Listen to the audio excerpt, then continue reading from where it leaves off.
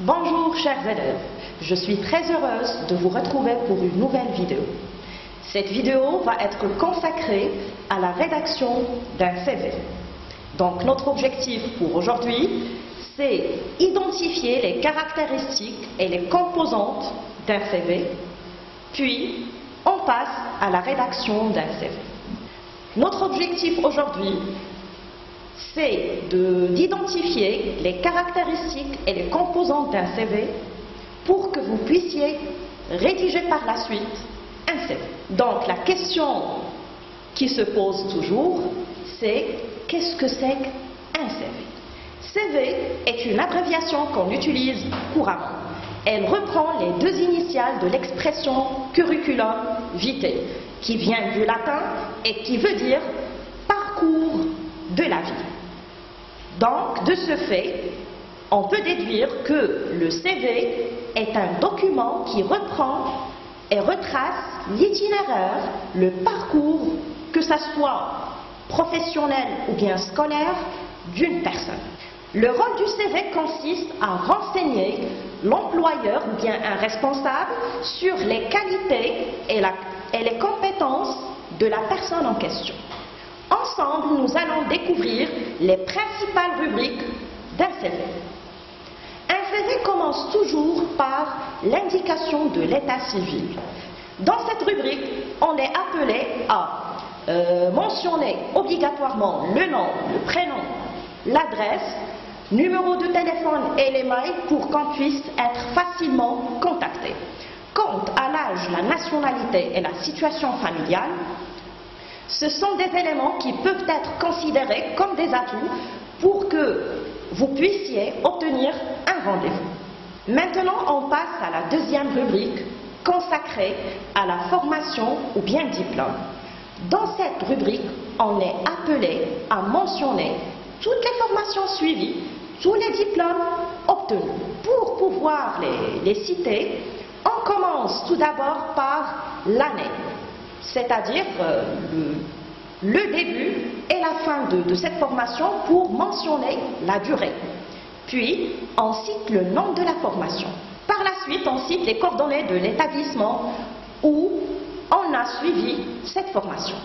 Pour citer une formation ou bien un diplôme, on peut commencer par celui le plus récent, tout en remontant dans le temps. On passe à la troisième rubrique, celle du parcours professionnel.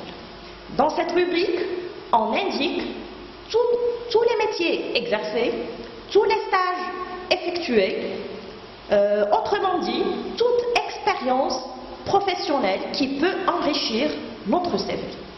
Alors, pour citer l'emploi ou bien le métier exercé, on commence par la date pour en préciser la durée.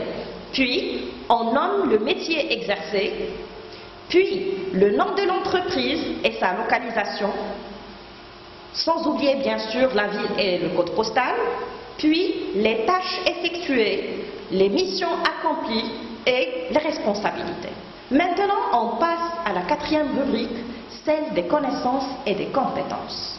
Et là, on est appelé à mentionner les langues parlées et écrites. Par exemple, la langue amazigh, langue maternelle, arabe, lu, écrit, parlé, et la même chose pour les autres langues maîtrisées. Sans oublier bien sûr de mentionner les logiciels utilisés et maîtrisés tels que Photoshop, Word, Excel, PowerPoint et tout autre logiciel maîtrisé. Puis on passe à la dernière rubrique, celle des centres d'intérêt. Dans cette rubrique, on cite les loisirs, les activités associatives s'il y en a bien sûr, les sports pratiqués. Cette rubrique peut servir l'employeur ou bien le responsable comme source de sujets qu'il peut aborder avec le candidat. Parce que souvent les employeurs et les responsables aiment voir les candidats parler de ce qu'ils aiment pour bien sûr tester leurs compétences communicationnelles et leur façon de convaincre l'autre. Le CV à son tour s'inscrit dans la communication conventionnelle ou bien officielle. C'est pour cela qu'on est appelé à respecter certaines règles. Le CV doit être dactylographié ou bien tapé avec Word sur une feuille blanche, forme ou bien format A4. Il faut aussi souligner que le CV doit être bien présenté, c'est-à-dire il faut éviter de jouer sur les polices et les caractères. On utilise souvent la police Arial ou bien Time. On évite aussi d'utiliser assez de couleurs, de soulignements, car un document conventionnel doit être un document sobre et sérieux.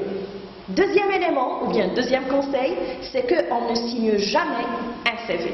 Troisième conseil, le CV doit être condensé, bref et efficace. Un CV ne dépasse jamais une page. Si on passe à une deuxième, on risque que ces informations ne soient pas lues. Le CV est un véritable exercice de synthèse. En soi, vous êtes jugé sur la capacité de synthétiser, de résumer les informations tout en donnant des choses ou bien un contenu convaincant. Puis on passe au conseil suivant. Il s'avère que certaines personnes ont assez d'expérience professionnelle et beaucoup de diplômes, chose qui ne peut pas être résumée en une page. Alors là, on doit être sélectif.